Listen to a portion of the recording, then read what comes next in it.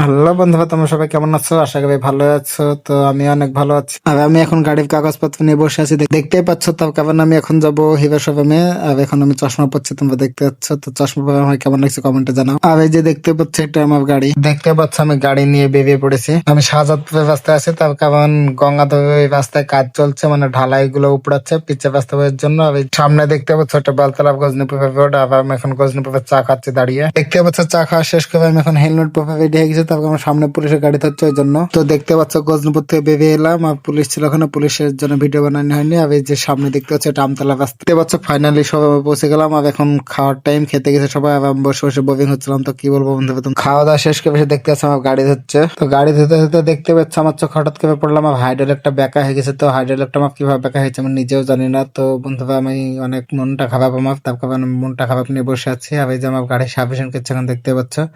তো যে দেখো গাড়ি সার্ভিসিং করছে, আর আমার মনটা অনেক খারাপ। তার কারণ আমার হাইড্রোলিকটা কিভাবে বেঁকা হয়ে গেছে আমি নিজেও জানি না। ওদেরকে ওটা জানালাম আমি, তো ওরা বললো এখন 7 থেকে টাকা লাগবে, তার জন্য আমি সার্ভিসিংটা করে নিলাম। আর এই আমি ওটা সারলাম না, তার কারণ ওটা আমি সারবো, ইন্স্যুরেন্স ক্লেম করবো। তো ওটা ইন্স্যুরেন্স ক্লেম আমি করবো এর পরে ভিডিওতে। তোমরা দেখতে থাকো, এর পরে ভিডিওটা দেখার জন্য আমাকে ফলো করে রাখো। নেক্সট পার্ট আসছে ইন্স্যুরেন্স ক্লেম নিয়ে। তো এখন ভিডিওটা শেষ করছি। সো বাই বন্ধুরা, ভালো থেকো, দেখা হচ্ছে পরবর্তী ভিডিওতে।